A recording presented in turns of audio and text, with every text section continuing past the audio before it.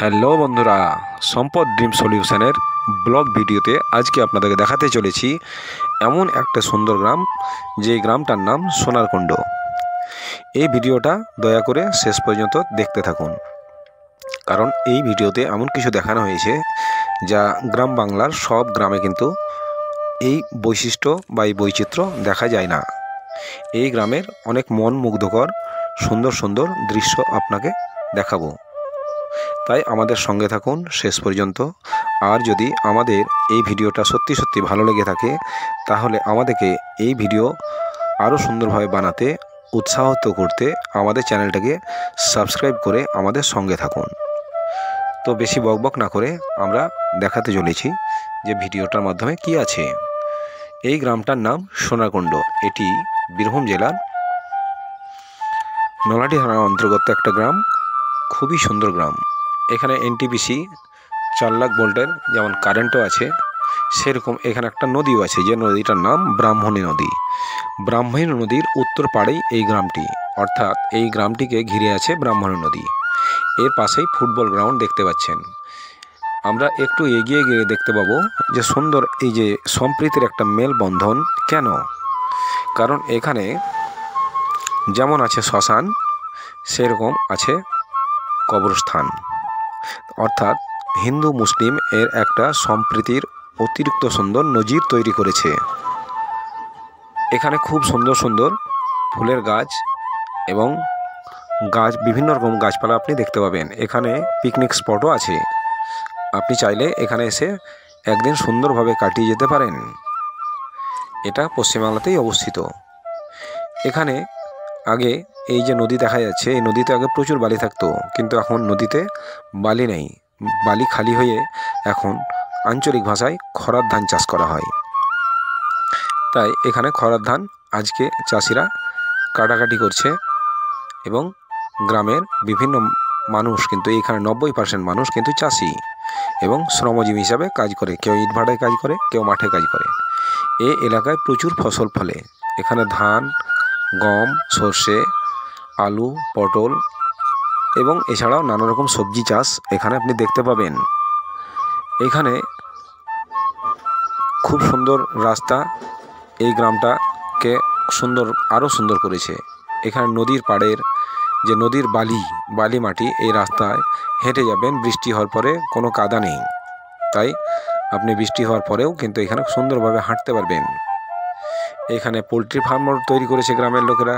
কেউ আবার সরকারি উদ্যোগে এখানে সোলার দিয়ে জলসেচেরও ব্যবস্থা করা হয়েছে, কারণ এখানে বিভিন্ন রকমের ফসলের চাষ হয় এবং বেশিরভাগ মানুষ কিন্তু চাষের ওপর নির্ভরশীল।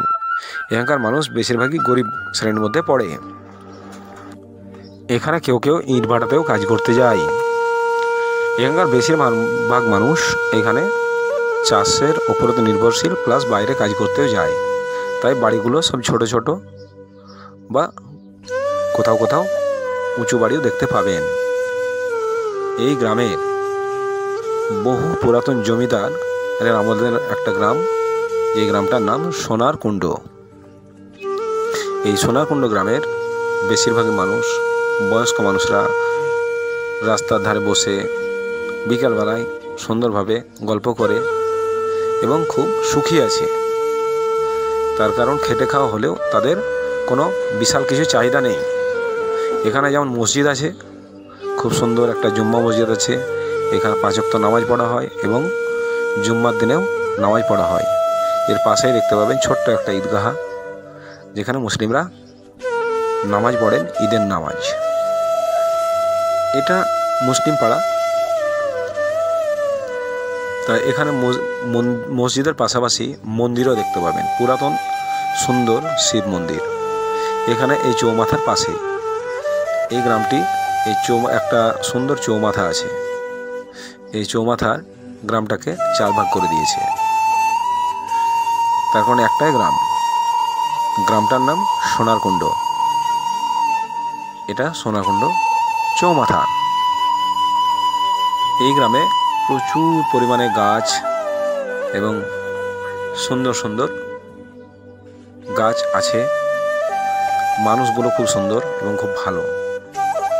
এখানে কেউ কারোর সঙ্গে ঝগড়া করে না, এবং প্রত্যেকের সঙ্গে প্রত্যেকের একটা ভ্রাতৃত্ববোধ রয়ে গেছে। আপনি বুঝতেই পারবেন না কে হিন্দু কে মুসলমান। এখানে যেমন আরও কিছু মন্দির দেখতে পাবেন। এই মন্দিরগুলো বিভিন্ন দেবদেবীর মন্দির আছে, যেখানে দুবেলা পুজো পাঠ হয়। পাশেই এখানে আবার নদীর দৃশ্য দেখতে আমরা পাবো। তার কারণ এখানে এই যে ছোট ছোট গ্রামের রাস্তা দিয়ে বয়ে গেলে চলে গেছে, নদীর ধার হয়ে একটা সুন্দর রাস্তা চলে গেছে একদম গ্রামের উত্তর সীমান্ত বরাবর। এই গ্রামের একদম ধারেই, নদীর ধারেই দেখতে পাবেন একটা পার্বতী মন্দির। এটি বহু পুরাতন মন্দির। এখানে দুর্গা পুজো হয় খুব ধুমধামের সহিত। এর পাশেই বহু পুরাতন একটা জমিদার আমলের বাড়ি দেখতে পাবেন। এই বাড়িটা গোবিন্দ বিশ্বাস নামে একজন জমিদার ছিলেন, তার অধীনে এটা একটা পঞ্চায়েত ছিল।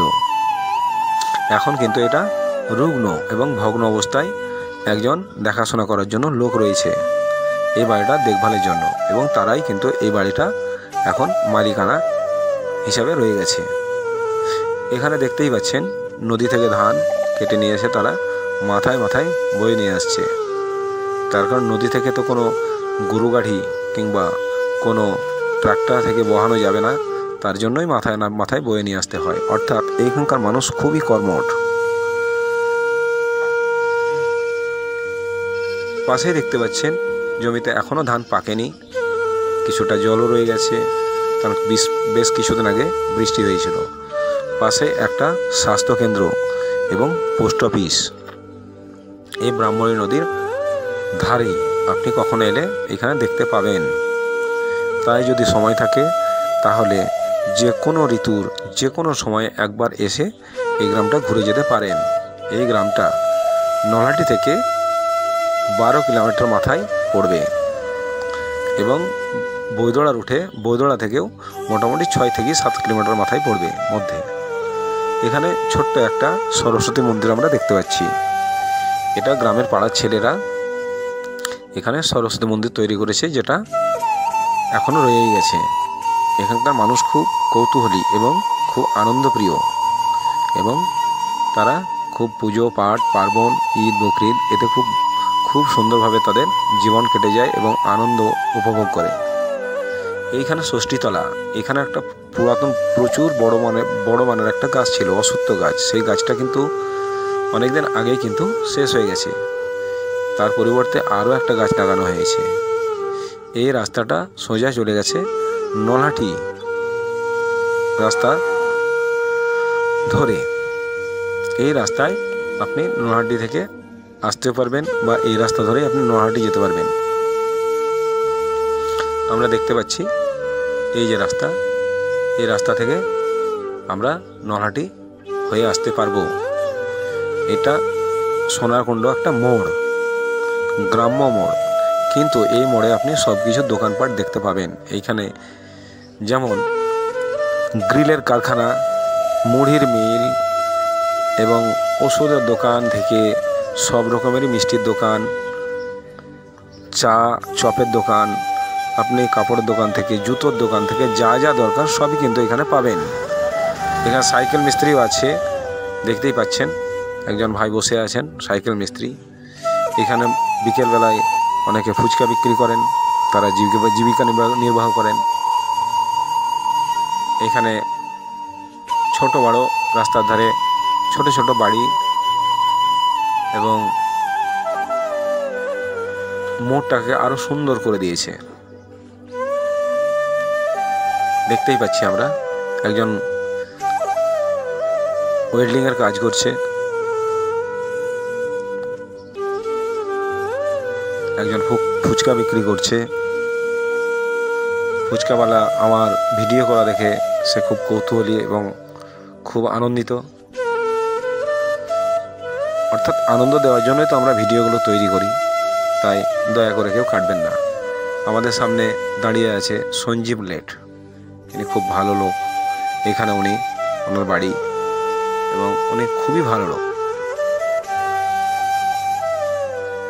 এরকমভাবে ভিডিও কেউ করেনি কোনো দিন, তাই এখানকার মানুষ দেখছে কৌতূহলী হয়ে যে কী করছে। এখানে পাশাপাশি অনেক জায়গা থেকে অনেকে এসে বাড়ি করেছে। এখানে একটা লাইব্রেরি দেখতে পাবো আমরা। এই লাইব্রেরিতে আগে কিন্তু দুজন কর্মচারী ছিলেন এবং অনেক রকম বইও পাওয়া যেত, কিন্তু সেইখানে লাইব্রেরি রয়ে গেছে, কিন্তু লোকগুলো নেই বা বইও নেই, কেবল গরু বাঁধা আছে। এটা মোড়, টোটো স্ট্যান্ড। এখান থেকে আপনি টোটো যে কোনো জায়গায় যাওয়ার জন্য আপনি এখানে টোটো সহজেই অল্প খরচে আপনি যে কোনো যাবার জন্য আপনি টোটো করতে পারেন, বা টোটো করে আপনি গোটা গ্রামটা বা গোটা এলাকাটা ঘুরে দেখে আসতে পারেন। এই গ্রামটার নাম সোনারকুণ্ড। দেখছেন অনেকগুলো টোটো দাঁড়িয়ে আছে। এই যে একটা রুগ্ন একটা কঙ্কাল দাঁড়িয়ে আছে একটা গাছের, এটা বট গাছের একটা কঙ্কাল, কারণ এইখানে একটা বিশাল বড় বট গাছ ছিল। পরে বলছি। এখানে পাশে একটা বিল্ডিং দেখা যাচ্ছে বাম সাইডে। এটা হচ্ছে সোনারকুণ্ড উচ্চ বিদ্যালয়।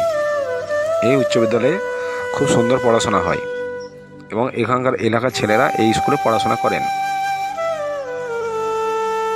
এখানে মাস্টারমশাইরা খুব ভালো এবং এখানে বিভিন্ন জায়গা থেকে ছেলেমেয়েরা পড়তে আসে এবং রেজাল্ট খুব ভালো করে, তাই এলাকায় নাম আছে এই উচ্চ বিদ্যালয়ে। সোনারকুণ্ড একটা রুগ্ন হাসপাতাল আপনি দেখতে পাবেন।